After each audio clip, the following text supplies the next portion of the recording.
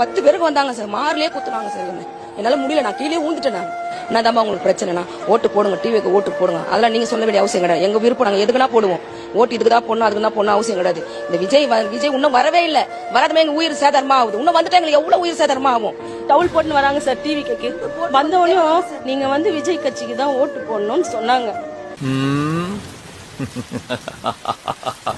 பத்தல நடிப்பு, பத்தல கண்ணுல பயம் தெரியுது. நீங்களா யாருடா?